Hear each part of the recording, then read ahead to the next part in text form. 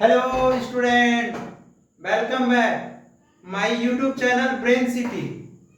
हम लोग 11th physics class पढ़ रहे हैं। पहले हम लोग मैथमेटिकल टूल्स पढ़ रहे थे। मैथमेटिकल टूल्स में आप लोग को क्या अलजेब्रा पढ़ाए थे, ट्रिगोनोमेट्री पढ़ाए थे, डिफरेंशिएशन पढ़ाए थे और इंटीग्रेशन पढ़ाए थे। मतलब कि स्लोप कोई कर्व का कैसे लेंगे, एरिया कैसे निकालेंगे, ये सब के बारे में हम बताए थे। अब हम लोग फिजिक्स स्टार्ट करने जा रहे हैं। क्या क्लास 11th का फिजिकल वर्ल्ड फर्स्ट चैप्टर देखने जा रहे हैं हम लोग फिजिक्स में। फिजिकल वर्ल्ड, इसी में आता है मेजरमेंट ऑफ फिजिक्स, इसी को आप लोग बोलते हैं। इसी में यूनिट्स, डायमेंशन, एरर, यही सब हम लोगों को पढ़ना है। ठीक है, तो देखिए इसके बारे में हम लोग फिजिकल वर्ल्ड क्यों पढ़ते हैं, बस फिजिक्स में अफेक्शन के लिए, लव के लिए फिजिक्स से। क्योंकि इसका उतना इंपॉर्टेंस रोल नहीं है पूरा फिजिक्स में, लेकिन पढ़ते हैं। पूरा फिजिक्स का मैच्योर एनालिसिस कहते हैं कि इसमें है पूरा। मतलब वही gravitational force, strong nuclear force, weak nuclear force, ये सब क्या है इसी के बारे में। तो देखिए जब भी हम लोग फिजिकल वर्ल्ड स्टार्ट कर रहे हैं फिजिक्स में, तो बात आता है साइंस का कि साइंस किसको बोलते हैं, क्यों साइंस पढ़ते हैं। बोलते हैं ना साइंस लिए हैं, साइंस में फिजिक्स, केमिस्ट्री, बायो, मैथ, ये सब बोलते हैं ना कि साइंस लिए। साइंस क्या होता है? तो साइंस जो है ओरिजिनेट किया गया है। ओरिजिनेट कहां से किया गया है? From the Latin word. Science जो है ओरिजिनेट किया गया है लैटिन वर्ड साइंसिया से। कहां? साइंसिया से। मीनिंग क्या होता है इसका? To know. मतलब टू नो मतलब जानते हैं। ठीक है, तो मीनिंग तो हो गया। अब बोलेगा कि डिफाइन करो साइंस को। तो साइंस क्या है? साइंस इज द क्या है? सिस्टमेटाइज्ड, मतलब systematic and organised knowledge about some natural phenomena. मतलब किसी भी नेचर के बारे में सिस्टमेटिक और ऑर्गेनाइज्ड वे में जो हम लोग नॉलेज गेन करते हैं या स्टडी करते हैं, उसी को हम लोग क्या बोलते हैं? साइंस बोलते हैं। क्या बोलते हैं? साइंस बोलते हैं। तो साइंस जैसे हो गया, मान लेते हैं, बोलेगा फिजिक्स क्या होता है। तो फिजिक्स क्या होता है? It is the branch of science होता है। ब्रांच ऑफ साइंस क्या होता है? It is the branch of science होता है। साइंस इज स्टडी अबाउट, किसके बारे में स्टडी करते हैं? Nature, motion, radiation, energy, matters के बारे में। इसके बारे में हम जो स्टडी करेंगे, नॉलेज करेंगे, उसी को हम लोग क्या बोलते हैं? फिजिक्स बोलते हैं। तो देखिए फिजिक्स में बहुत तरह का इवेंट आता है। इवेंट्स मतलब क्या? जो जो डिस्कवरी हुआ है सारे साइंटिस्ट लोग अपने ऑनर में दिया है। जैसे देखिए एक्सरे, एक्सरे का कैसे डिस्कवरी हुआ? वो लैब में W.D. रूटजेन नाम था। W.D. रूटजेन, जब नोबेल प्राइज स्टार्ट हुआ था तो फर्स्ट पूरे वर्ल्ड में फर्स्ट नोबेल प्राइज विजेता कौन था? W.D. रूटजेन थे। कौन थे? W.D. रूटजेन से ही नोबेल प्राइज को स्टार्ट किया गया था। उन्हीं को फर्स्ट नोबेल प्राइज मिला था। हमको ऐसा हम जानते हैं, देख लीजिएगा आप लोग क्या जानते हैं ये नहीं पता। तो W.D. रूटजेन क्या था? एक्सरे का डिस्कवरी किए थे। कैसे एक्सरे? मतलब वो लैब में काम करते थे। लैब में काम करते थे तो डेली वो क्या करते थे? फोटो जो था अपने ड्रॉअर में रखते थे। ड्रॉअर में तो शाम में निकालते थे ना, तो वो फोटो डिकम्पोज होकर एकदम व्हाइट हो जाता था। मतलब इस तरह से व्हाइट, इसका डिकम्पोज हो गया, मतलब कलर खत्म हो जाता था, व्हाइट प्लेट हो जाता था। तो उनको टेंशन होने लगा कि मेरे लैब में कुछ ना कुछ ऐसा रेडिएशन या कुछ ऐसा जरूर है जो मेरे फोटोग्राफिक प्लेट को डिकम्पोज कर रहा है। तो ये सोचना चालू किए, तो उनको पता चला कि उसका पेनिट्रेटिंग पावर बहुत ज्यादा है, एनर्जी बहुत ज्यादा है। तो वो उसी का नाम वो नहीं समझ पाए, तो उसका नाम एक्स रेज रख दिए कि let the ray be equal to X ray. X ray एक ऐसा चीज है, ये फोटोग्राफिक प्लेट को डिकम्पोज करता है। इसलिए लेड नाइट्रेट का देखिएगा ब्लैक कलर का, हम लोगों के जहां एक्सरे कराते हैं पीछे प्लेट रखा जाता है। लेड नाइट्रेट को वो कभी भी पेनिट्रेट नहीं कर पाता है, इसी कारण हम लोगों के बॉडी का शैडो बन जाता है। तो अब नोबेल प्राइज कैसे स्टार्ट हुआ, यही सब इस सब के बारे में एक्सप्लेनेशन, मतलब नॉलेज के बारे में पढ़ना है। कौन क्या चीज का इवेंट किया, कब हुआ, कहां से थे। तो यूरोप के कोई एक छोटा गांव से रहने वाला एक लड़का था। यूरोप से छोटा लड़का था, 5-6 साल का लड़का था। उसके पापा उसको टाइम नहीं दे पाते थे। मतलब खेल नहीं पाता था पापा के साथ। बच्चा थे तो बहुत टाइम देते थे। उसके पापा माइनिंग में काम करते थे, पत्थर के खदान में।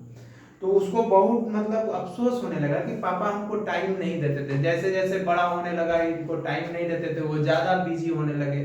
शाम में आते थे, हिसाब करना, किसको कितना पैसा देना है, क्या करना है, ये वो। तो ये सोचा कि कोई ऐसा चीज बनाते हैं जो मेरे पापा का काम, मतलब सारा दिन का काम 2 से 3 घंटा में हो जाए और सारा दिन पापा मेरे साथ रहे। तो था दिमाग खुरपाती, उसका खुरपात दिमाग था। तो वो क्या किया, डायनामाइट का डिस्कवर किया। किसका? डायनामाइट बना दिया, जो पूरे वर्ल्ड का सबसे बड़ा एक्सप्लोसिव है। और उस लड़का का नाम क्या था? अल्फ्रेड नोबेल नाम था। क्या था? Alfred Nobel. पूरे वर्ल्ड में डायनामाइट का इतना ज्यादा डिमांड हो गया, इतना पैसा हो गया कि वो यूरोपियन गवर्नमेंट से बात किया। बोला कि हम सारा पैसा आपको दे देंगे, लेकिन मेरा कुछ कंडीशंस होगा। बोला क्या कंडीशन होगा? बोला कि आप जितना मेरा पैसा होगा उसके इंटरेस्ट का 1% आपको हर साल 5-6 लोगों में बांटना है। तो बोला ठीक है, बांट देंगे। तो बोला कि ठीक है, कैसे बांटेंगे, क्या चीज? बोला मेरा नाम अल्फ्रेड नोबेल है, तो उस प्राइज का नाम नोबेल प्राइज होगा। तो नोबेल प्राइज, तो देखिए सबसे पहले नोबेल प्राइज जो होता है, जब दिया गया अल्फ्रेड नोबेल को, इसको दिया गया WD रूट जेरो को।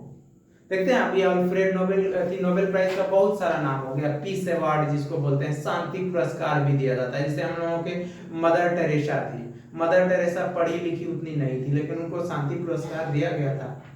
ठीक है, नोबेल प्राइज। शांति पुरस्कार क्या होता है? कोई भी मान लेते हैं आप बहुत गुस्सेल दिमाग के आदमी हैं, आपको पूरा मीडिया उडिया के सामने, पूरा देश के सामने आपको बोला जाए आप बहुत शांत स्वभाव के आदमी हैं, आपको गुस्सा नहीं आता है, ये नोबेल प्राइज रख लीजिए। तो आप प्राइज जब लेंगे उतना ज्यादा पैसा आपको मिलेगा, शोहरत इज्जत मिलेगा, तो आप गुस्सा करेंगे। गुस्सा भी करेंगे तो कैमरा के पीछे करेंगे कि कोई देख लेगा तो मेरा प्राइज छिना जाएगा। लोग थूकेगा कि देखो गुस्सा कर रहा है, कैसे बोला जाता है कि ये शांत स्वभाव का आदमी था।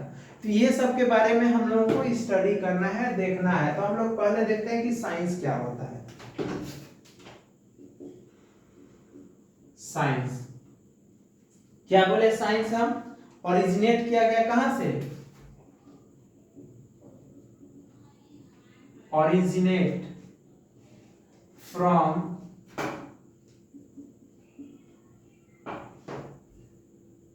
लैटिन वर्ड या ग्रीक वर्ड, लिखिए ना, ग्रीक वर्ड साइंसिया। मीनिंग क्या होता है? To know. क्या होता है इसका मीनिंग बच्चों? टू नो होता है। ठीक है, अब साइंस के बारे में बोलेगा डिफाइन करने के लिए तो क्या लिखेंगे? तो क्या लिखेंगे? It is A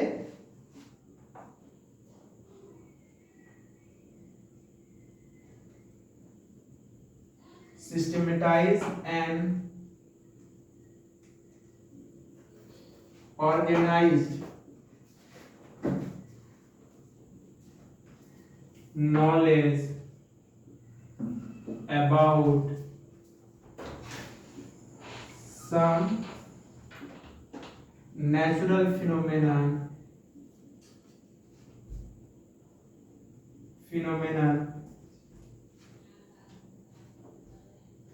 is called, क्या कहलाएगा? साइंस।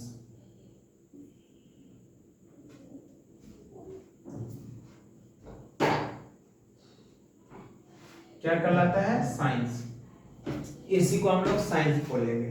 अब क्या होता है फिजिक्स? क्या होता है फिजिक्स? तो क्या होता है? The branch of science eight which, physics क्या बोले? The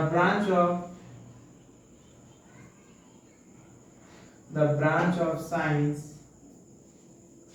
at which study about motion, nature, matter, radiation and energy इस कॉल क्या कहलाता है? फिजिक्स कहलाता है। क्या कहलाता है बच्चों? फिजिक्स कहलाता है। तो देखिए ब्रांच ऑफ फिजिक्स, फिजिक्स को हम लोग दो ब्रांच में डिवाइड किए। कौन कौन दो ब्रांच में? क्लासिकल फिजिक्स और quantum physics. There are two branches of physics. There are two branches of physics. दो ब्रांच होता है फिजिक्स का. कौन कौन होता है? Classical physics. और सेकेंड में क्या होता है? Quantum physics. क्लासिकल फिजिक्स में हम लोग न्यूटन्स के बारे में, न्यूटन्स के सारा लॉज ये सब के बारे में पढ़ते हैं, ठीक है. और क्वांटम में न्यूटन साहब के, आइंस्टीन साहब के बारे में, मॉडर्न फिजिक्स के बारे में हम लोग पढ़ते हैं. तो क्या बोले? There are two branches of physics होगा, क्लासिकल फिजिक्स और क्वांटम फिजिक्स. आप लोग सिर्फ फिर से बोल रहे हैं साइंस क्या होता है. ओरिजिनेट किया गया ग्रीक वर्ड से, साइंसिया से, जिसका मीनिंग होता है टू नो. क्या होता है? It is a systematized and organised knowledge about some natural phenomenon is called, क्या कहलाता है? साइंस. और फिजिक्स क्या होता है? The branch of science at which study about motion, nature, matter, radiation and energy is called, क्या कहलाता है? फिजिक्स. अब हम लोग बात करते हैं नेचर ऑफ फोर्स के बारे में, कि फोर्स का कितने तरह का नेचर होता है. जैसे हम लोग फंडामेंटल मान लेते हैं, हम लोग बोलते हैं ना, there are 7 types of fundamental physical quantity. कौन कौन 7? कौन कौन? Mass, length, time, temperature, electric current, luminous intensity और अमाउंट ऑफ सब्सटेंस. इसी 7 फिजिकल क्वांटिटी से पूरे वर्ल्ड का फॉर्मूला बनाया गया है. जितना भी फिजिक्स में आप लोग फॉर्मूलाज याद करते हैं, इसी 7 से. जैसे 26 अल्फाबेट लेटर से पूरे वर्ल्ड का जितना भी इंग्लिश अल्फाबेट, इंग्लिश लेटर बनाया गया है, उससे. इसी तरह पूरे वर्ल्ड में जितना भी फिजिक्स में जितना भी फोर्सेज आएगा, वो 7 ही फोर्स से बना, 5 ही फोर्स से बनाया गया है. 5 ही नेचर का फोर्स होता है, नेचर ऑफ फोर्सेज. तो कौन कौन? Sorry, nature of forces, there are 4 nature of forces होता है. 4, सॉरी से हम 5 बोले. 4 कौन कौन होगा बच्चों? Gravitational force, electromagnetic force, strong nuclear force और वीक न्यूक्लियर फोर्स. यही 4 होता है, ठीक है. चलिए देखते हैं आगे हम लोग, क्योंकि इसको थोड़ा सा स्पीड में खींचना है चैप्टर को. क्या सिलेबस 11 का बहुत बड़ा है, सारा हम लोगों को करना है.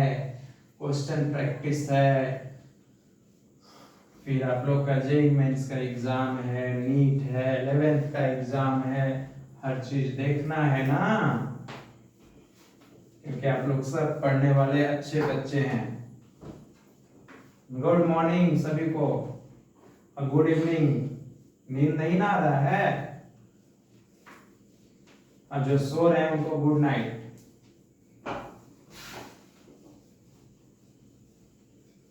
हमको आप लोग जानते हैं ना, हम शुभम सर हैं. क्या? फिजिक्स ब्रेन सिटी पे पढ़ रहे हैं आप लोग. Brains, BRAINS, brain city. याद रखिएगा. सारे दोस्त को चैनल दीजिए, सब्सक्राइब करवाइए, लाइक करवाइए, इस पढ़िए. आप लोग के लिए मेहनत कर रहे हैं ना. तो nature of forces, there are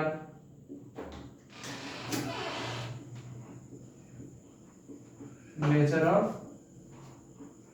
forces. 4 nature होता है फोर्स का. कौन कौन होता है? Gravitational force,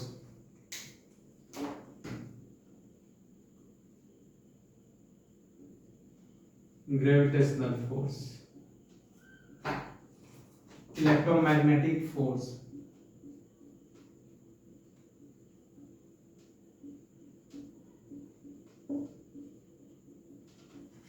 strong nuclear force,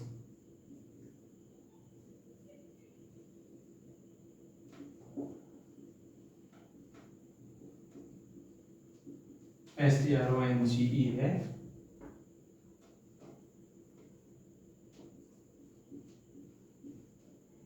fourth में क्या होगा? Week nuclear force. 4 तरह का होगा. चलिए तो हम लोग देखते हैं ग्रेविटेशनल फोर्स. ग्रेविटेशनल फोर्स, इसी को inverse square law of gravitation भी बोलते हैं, या न्यूटन्स लॉ ऑफ ग्रेविटेशन भी बोलते हैं.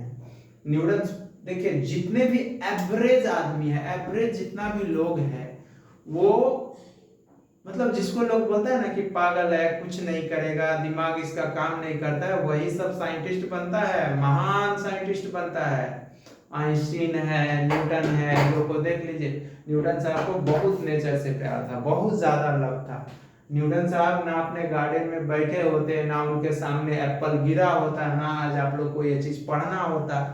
वही लोग, कहावत एक है कि अगर न्यूटन साहब पाकिस्तान में किसी पेड़ के नीचे बैठे होते तो वहां एप्पल नहीं गिरता, उन पे बम गिरता, गिरता ना बम, तो आज ये चीज नहीं होता। तो देखिए न्यूटन लॉ ऑफ ग्रेविटेशन क्या था, ग्रेविटेशनल फोर्स क्या होता है। न्यूटन साहब ये बोले थे, कोई भी चीज जो होता है अर्थ की तरफ गिरता है तो उनके दिमाग में यही बात होता था कि जब ये नीचे क्यों गिरा, ऊपर क्यों नहीं जा रहा है। तब उनके दिमाग में ये बात आया कि अर्थ में कोई ना कोई फोर्स ऐसा है जो किसी भी चीज को अपने तरफ खींचता है, उसको हम लोग ग्रेविटी बोलेंगे, फोर्स ऑफ ग्रेविटी बोलेंगे। वहीं से फोर्स ऑफ ग्रेविटी का बात आया। तो ग्रेविटेशनल फोर्स के बारे में क्या बोले कि दो मास का प्रोडक्ट जितना ज्यादा होगा, ग्रेविटेशनल फोर्स उतना ज्यादा होगा। और बोले दो मास के बीच का सेपरेशन जितना ज्यादा होगा, ग्रेविटेशनल फोर्स स्क्वायर में उतना कम होगा। इसीलिए स्क्वायर में कम होगा, इसीलिए इसको इनवर्स स्क्वायर लॉ भी बोलते हैं। हाँ, लेकिन ग्रेविटेशनल फोर्स ऑलवेज अट्रैक्टिव होता है और ये हमेशा लाइन ज्वाइनिंग, हमेशा फोर्स एक्ट जो करता है gravitational force, line joining the two masses करता है, अलोंग टू मासेस, मतलब जिधर दो मास है उसके लाइन ज्वाइनिंग के ही अलोंग काम करता है, इसलिए इसको हम लोग सेंट्रल फोर्स बोलते हैं। ये लॉन्ग रेंज फोर्स होता है, बहुत मतलब दूर तक हम लोग इसको दूर देखते हैं। यहाँ से बैठे हम लोग मून पे, सन पे ऑपरेट कर लेते हैं, वही ना ऑपरेट करके कहते हैं कि ग्रेविटी मून पे 1/7 हो जाता है। तो देखिए हम लोग ग्रेविटेशनल फोर्स देखने जा रहे हैं। ग्रेविटेशनल फोर्स या इसी का दूसरा नाम क्या है, न्यूटन्स लॉ ऑफ ग्रेविटेशन, या इन्हीं का दूसरा नाम क्या है, inverse square law of gravitation, inverse square law of gravitation, इतना नाम से इसको जाना जाता है। क्या होता है अभी बताया, इट स्टेट्स दैट क्या बोले, gravitational force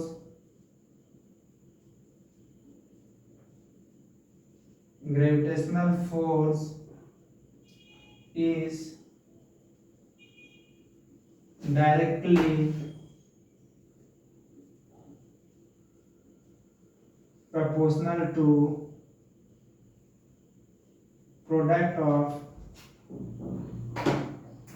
of masses and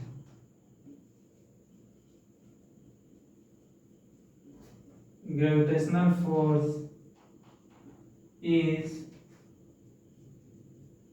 inversely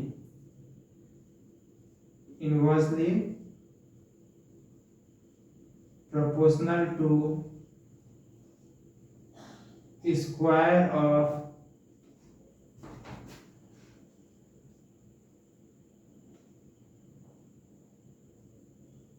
separation between two masses। क्या बोले, it states that gravitational force is directly proportional to क्या है, product of masses, and gravitational force is inversely proportional to square of separation between two masses. देखते हैं mathematically ये क्या होता है, कैसे होता है।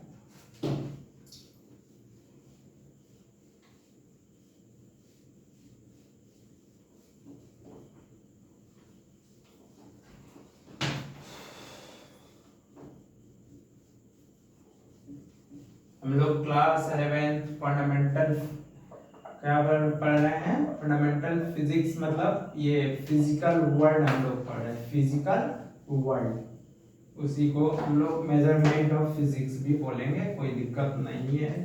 देखिए यहाँ पे क्या होता है बच्चों मैथमेटिकली,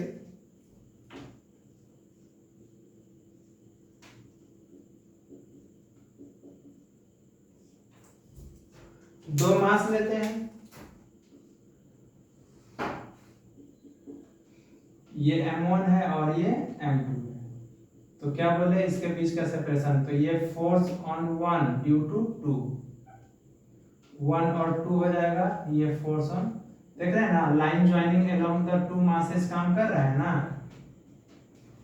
तो यहाँ पे लेट क्या है m1 and m2 are 2 point masses है,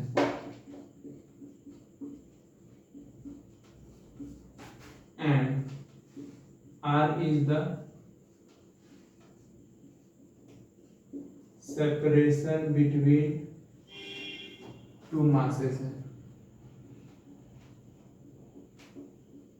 जैसे फर्स्ट लॉ क्या होता है, फर्स्ट लॉ ऑफ ग्रेविटेशन क्या होता है, क्या बोले थे फर्स्ट लॉ में, ये बोले थे कि Fg जो होगा ग्रेविटेशनल फोर्स होगा वो डायरेक्टली प्रोपोर्शनल होगा m1 एंड m2 के, यही ना बोले थे, देख लीजिए ग्रेविटेशनल फोर्स डायरेक्टली प्रोपोर्शनल होगा प्रोडक्ट ऑफ मासेस के। और सेकेंड लॉ क्या बोले थे, ये सेकेंड लॉ, सेकेंड लॉ में बोले थे Fg जो होगा, Fg inversely proportional to r square होगा। और यहाँ पे हाँ जो फोर्स जो होगा, डायरेक्शन ऑफ फोर्स जो होगा, direction of force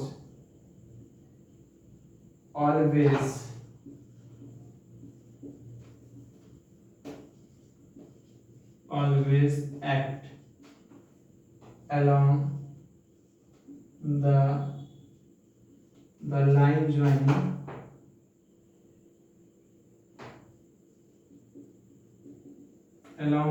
joining of two masses। क्या बोले, डायरेक्शन ऑफ फोर्स जो है ग्रेविटेशनल फोर्स ऑलवेज एक्ट होगा along line joining of two masses के लाइन ज्वाइनिंग के अलोंग होगा। ठीक है, दोनों को कंबाइन करते हैं हम, कंबाइनिंग बोथ लॉज या बोथ इक्वेशन मान सकते हैं।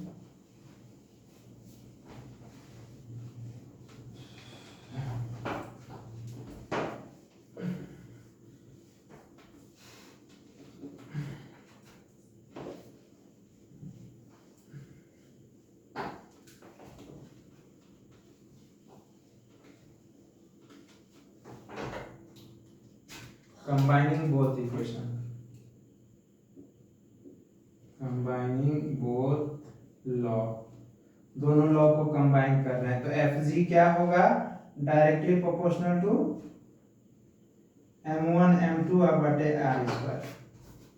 तो Fg इज इक्वल टू हो जाएगा g m1 m2 बटे r स्क्वायर, जहां पे where G is equal to universal gravitational constant बोलते हैं,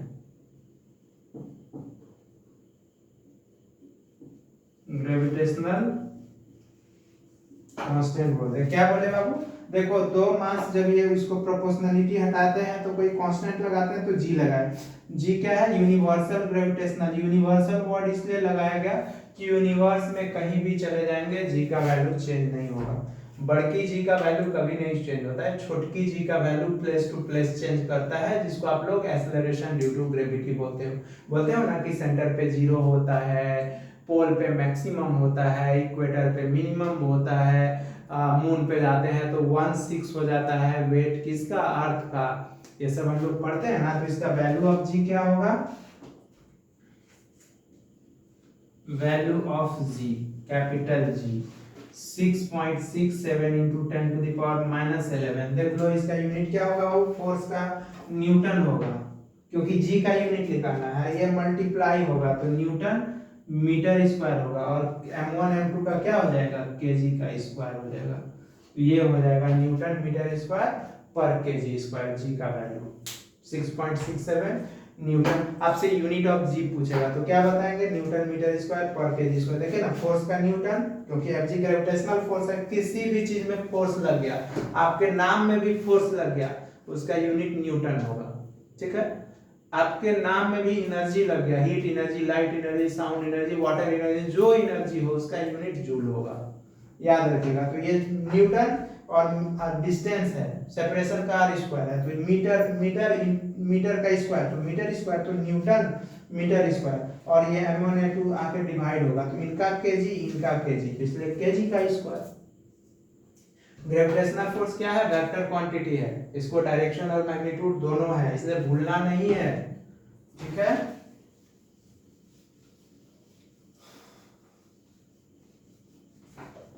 अब देखते हैं हम लोग इसका ग्राफ देखते हैं, एफजी का जो हम लोग देखेंगे, एफजी का वर्सेस आर ग्राफ।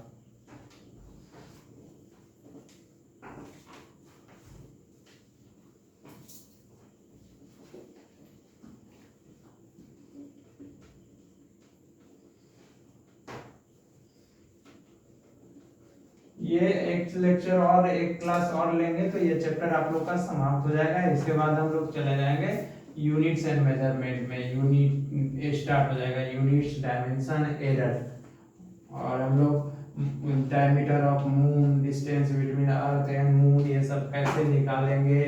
फिर हम लोग रेडियन को डिग्री में, डिग्री को रेडियन में कैसे कन्वर्ट करेंगे, ये सब भी हम लोगों को देखना है। तो देखिए एफजी ग्रेविटेशनल फोर्स का भी फॉर्मूला क्या देखें आप लोग, जी m1 m2 बटे आर स्क्वायर, तो ये हो जाएगा Fg वर्सेस आर ग्राफ। ये रेक्टेंगुलर हाइपरबोला होगा। कैसे होगा बच्चों, देखिए हम दिखाते हैं रेक्टेंगुलर हाइपरबोला कैसे होगा। Fg मान लेते हैं ना, अगर Fg टेंड्स करेगा जीरो की ओर, अगर ये जीरो होगा तो ये r यहाँ लाएंगे तो Fg को डिवाइड कर देंगे, समथिंग डिवाइडेड बाय जीरो क्या हो जाता है, इंफिनिटी होता है, तो r इंफिनिटी हो जाएगा। इसी तरह अगर r टेंड्स करेगा जीरो को तो Fg कहाँ टेंड्स कर जाएगा, इंफिनिटी को। यही कारण ये ग्राफ इंफिनिटी तक चला जाएगा, कहीं टच नहीं करेगा Fg और r एक्सिस को। ठीक है, अब हम लोग देखते हैं प्रॉपर्टीज ऑफ ग्रेविटेशनल फोर्स। क्या देखते हैं, properties of gravitational force. Properties of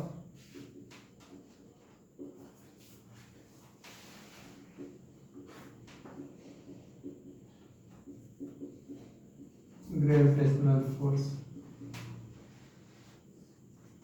देखिए ग्रेविटेशनल फोर्स क्या होता है, it is always attractive force होता है, ये ऑलवेज अट्रैक्टिव इन नेचर होता है, कोई भी चीज को हमेशा अट्रैक्ट करेगा, किसी से पार्शियलिटी नहीं करेगा। ठीक है, और ये क्या करता है, इट ओबे करता है इनवर्स स्क्वायर लॉ को। दूसरा तीसरा प्रॉपर्टीज क्या होता है, इट इज सेंट्रल फोर्स होता है, हमेशा कोई भी चीज को सेंटर के तरफ खींचना चाहता है। It is conservative in nature होगा, कंजर्वेटिव फोर्स होगा। कंजर्वेटिव क्या होता है, वर्क डन जो होता है अलोंग क्लोज पाथ, कोई क्लोज रिंग है, क्लोज लूप है तो जीरो होता है, उसी को कंजर्वेटिव बोलते हैं। कंजर्वेटिव का मतलब पाथ इंडिपेंडेंट, पाथ पे डिपेंड नहीं करता है। और it is biggest force in nature, मतलब नेचर में सबसे बिग फोर्स यही है। इसीलिए हम लोग gravitation, electromagnetic force, strong nuclear force, weak nuclear force को कंपेयर करते हैं, क्योंकि स्ट्रॉन्ग न्यूक्लियर फोर्स सबसे ज्यादा स्ट्रॉन्गेस्ट फोर्स है, वो 10 to the power 38 times stronger है ग्रेविटेशनल फोर्स से। फिर इसके बाद आता है weak nuclear force. Weak nuclear force कितना होता है, 10 to the power 25 times stronger होता है, समझे। 25 नहीं नहीं 25 नहीं 28 या 29 हम देख के लिख देंगे।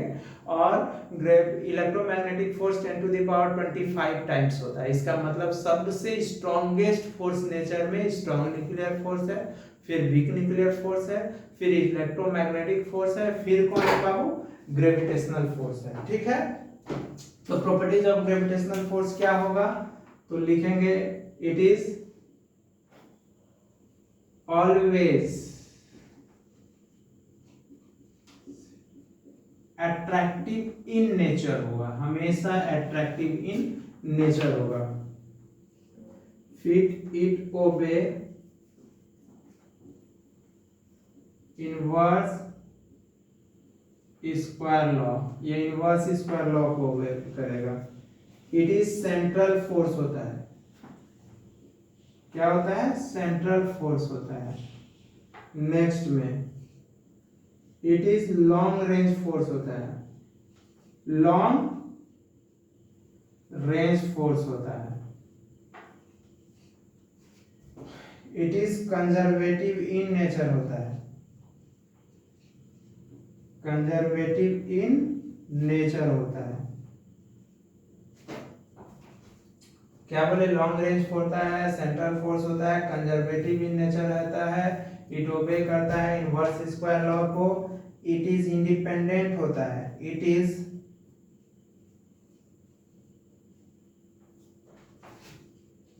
इंडिपेंडेंट होता है of nature of medium, nature of medium. मतलब आप दो चार्ज को कोई मीडियम में, ग्लास में, पानी में, आग में, कहीं भी ले जाकर रख दीजिए, ग्रेविटेशनल फोर्स चेंज नहीं होगा। और मास ऑफ ग्रेविटेशनल फोर्स जो होगा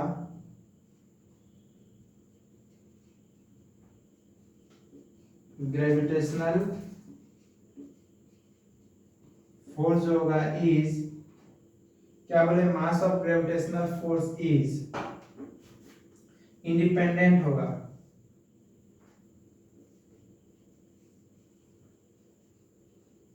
इज डिपेंड्स करेगा, sorry, depends on speed of particles पे। किस पे डिपेंड्स करेगा? स्पीड ऑफ पार्टिकल्स पे। देखे तो क्या क्या हम लोग पढ़े कि it is always attractive in nature होगा, इट ओबे करेगा इनवर्स स्क्वायर लॉ को, इट इज सेंट्रल फोर्स होगा, it is long range force होगा, it is conservative in nature होगा, it is independent of nature of medium होगा। Mass of gravitational force, gravitational force में जो mass use होगा वो depends करेगा स्पीड ऑफ पार्टिकल्स पे। नेक्स्ट पॉइंट क्या होता है? इट इज बिगेस्ट फोर्स होगा, it is biggest force in nature होगा। नेचर में सबसे बिगेस्ट फोर्स, सबसे कमजोर फोर्स होगा, सबसे कमजोर फोर्स होता है ये नेचर का। ठीक है, तो आ गया समझ में ग्रेविटेशनल फोर्स क्या होता है। तो आप बोलेगा कि सर ग्रेविटेशनल फोर्स होता है, लॉन्ग रेंज फोर्स होता है, कंजर्वेटिव होता है, ओबे करता है इनवर्स स्क्वायर लॉ को, ये बिगेस्ट फोर्स होता है, सेंट्रल फोर्स होता है बात समझ में, और अट्रैक्टिव इन नेचर होता है। कोई प्रॉब्लम है यहाँ तक? चलिए हम लोग देखते हैं इलेक्ट्रोमैग्नेटिक फोर्स क्या होता है। इलेक्ट्रोमैग्नेटिक फोर्स के बारे में थोड़ा देख लेते हैं, क्योंकि एक लेक्चर में तो समाप्त होगा नहीं, बहुत बड़ा तब वीडियो हो जाएगा, 1-1.5 घंटा का हो जाएगा। तो हम लोग इलेक्ट्रोमैग्नेटिक फोर्स देख के स्टॉप करेंगे, फिर नेक्स्ट क्लास में ये चैप्टर को एंड करेंगे। तो क्या होता है इलेक्ट्रोमैग्नेटिक फोर्स? इलेक्ट्रोमैग्नेटिक फोर्स देखिए, इलेक्ट्रोमैग्नेटिक फोर्स मतलब हम लोग बोले थे कि इलेक्ट्रोस्टैटिक फोर्स होता है जिसमें चार्ज रेस्ट में होता है, इलेक्ट्रोमैग्नेटिक में जिसमें चार्ज मोशन में होता है, उसको इलेक्ट्रोमैग्नेटिक्स या इलेक्ट्रोडायनेमिक्स फोर्स बोलते हैं। तो देखिए इलेक्ट्रोमैग्नेटिक क्या होता है?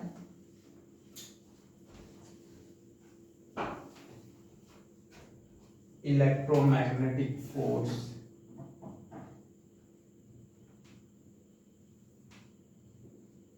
मैग्नेटिक फोर्स, या इसी को हम लोग कूलम्स लॉ बोलेंगे, कूलम्स लॉ। ठीक है, देखिए ये क्या किए, ग्रेविटेशन, न्यूटन साहब क्या बोलेंगे, ग्रेविटेशनल फोर्स डायरेक्टली प्रोपोर्शनल होगा दो प्रोडक्ट ऑफ मास के, दो मास का प्रोडक्ट जितना ज्यादा होगा ग्रेविटेशनल फोर्स उतना ज्यादा होगा। ये क्या बोले, कूलम्ब अंकल क्या बोले, ये बोले कि इलेक्ट्रिक फोर्स जो होगा वो डायरेक्टली प्रोपोर्शनल होगा प्रोडक्ट ऑफ चार्ज के, मतलब दो चार्ज का प्रोडक्ट जितना ज्यादा होगा ग्रेविटेशनल फोर्स उतना, सॉरी इलेक्ट्रिक फोर्स उतना ज्यादा होगा। चार्ज क्या होता है आप लोग 10th क्लास में पढ़े थे, it is equal to the product of electric current and time taken, Q is equal to IT पढ़े थे ना, या I is equal to Q/T पढ़े थे। ऐसा यूनिट ऑफ चार्ज आप लोग कूलम्ब पढ़े थे। ठीक है, उतना नहीं बताना है डिटेल्स में, आगे पढ़ेंगे आप लोग। तो देखिए क्या होता है, इट स्टेट्स दैट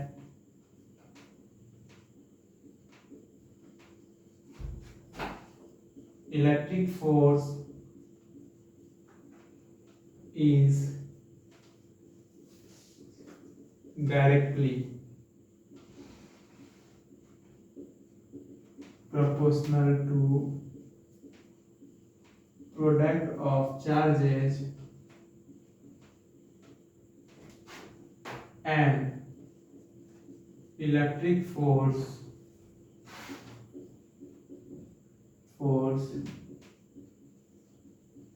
inversely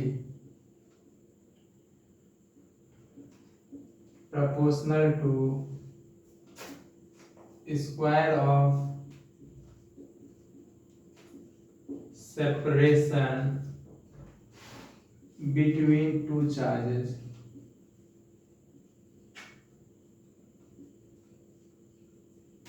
क्या बोले, it states that electric force क्या होता है, इज डायरेक्टली प्रोपोर्शनल होता है प्रोडक्ट ऑफ चार्जेस पे। इलेक्ट्रिक फोर्स हमेशा डायरेक्टली प्रोपोर्शनल होगा प्रोडक्ट ऑफ चार्ज। दो चार्ज का प्रोडक्ट जितना ज्यादा होगा इलेक्ट्रिक फोर्स उतना ज्यादा होगा।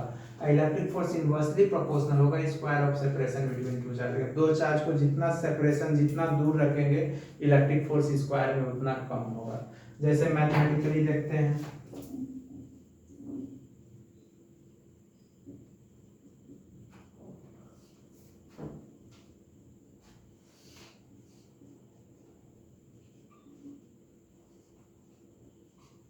यहाँ पे खड़े हो जाते हैं तो like charge repel each other, तो ये force on one due to two, और यहाँ पे खड़े हो जाते हैं ये force on two due to one. क्यों, लाइक चार्ज यहाँ पे खड़े होंगे तो ये भी पॉजिटिव ये भी positive, like charge repel each other, और यहाँ भी खड़े होंगे तो ये भी पॉजिटिव ये भी पॉजिटिव। तो हाँ, इलेक्ट्रिक फोर्स भी हमेशा line joining along two charges काम करता है। डायरेक्शन ऑफ इलेक्ट्रिक फोर्स क्या होगा, यहाँ लिखेंगे डायरेक्शन ऑफ इलेक्ट्रिक फोर्स जो होगा, direction of electric force act along line joining two charges। ठीक है, दो चार्जेस के अलोंग काम करता है। तो यहाँ पे हम लोग लिखेंगे let Q1 and Q2 are 2 point charges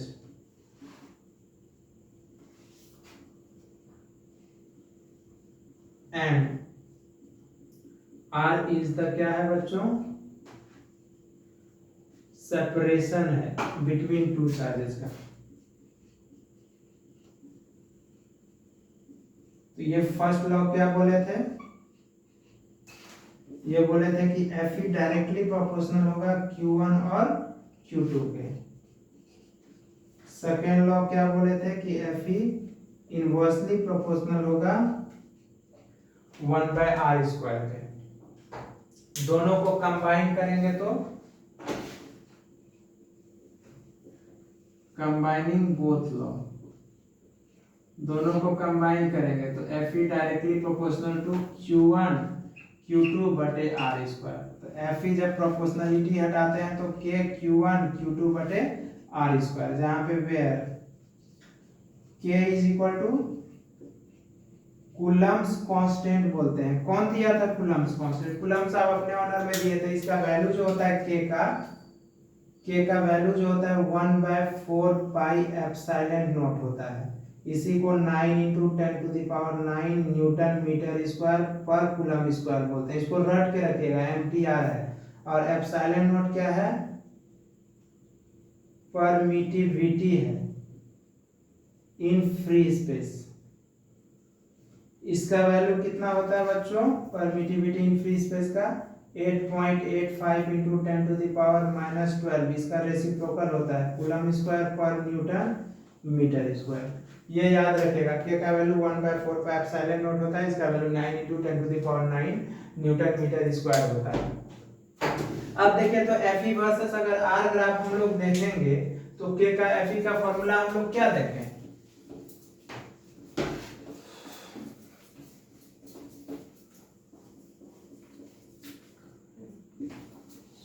Fe versus R graph वही होगा जो ग्रेविटेशन में हम लोग न्यूटन लॉ ऑफ ग्रेविटेशन का ग्राफ कराया, उसका भी रेक्टेंगुलर हाइपरबोला था, इसका भी, क्योंकि देखिए तो दोनों सेम ही है, बस ये अट्रैक्शन और रिपल्शन दोनों होगा नेचर फोर्सेस का। देखिए तो Fe का फॉर्मूला क्या आ गया, Fe is equal to K Q1 Q2 बटे R स्क्वायर। आप इसको ऐसे भी लिख सकते हैं Q1 Q2 बटे K का वैल्यू पुट कर दीजिए 1/4 pi epsilon not R square, या इसका वैल्यू भी 9 × 10 to the power 9 Q1 Q2 बटे R स्क्वायर। ये तीनों एक ही फॉर्मूला है। अब देखिए तो Fe वर्सेस R ग्राफ,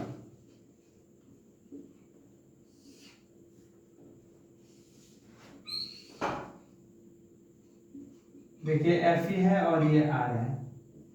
अगर मान लेते हैं क्या Fe अगर टेंड्स करेगा जीरो की ओर तो R कहाँ टेंड्स करेगा, इंफिनिटी। इसी तरह अगर R टेंड्स करेगा जीरो तो Fe कहाँ करेगा, इंफिनिटी। तो इसका ग्राफ फिर किससे कैसा चला जाएगा, रेक्टेंगुलर हाइपरबोला। अब नेचर ऑफ फोर्सेस क्या होगा,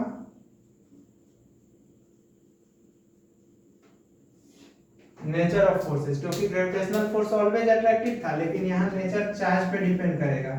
अगर Q1 Q2 का प्रोडक्ट ग्रेटर देन 0 है, मतलब या तो दोनों पॉजिटिव रहा होगा या तो दोनों निगेटिव, तो दोनों निगेटिव भी तो लाइक चार्ज ना, तो कैसा फोर्स रहा होगा, रिपल्सिव फोर्स रहा होगा।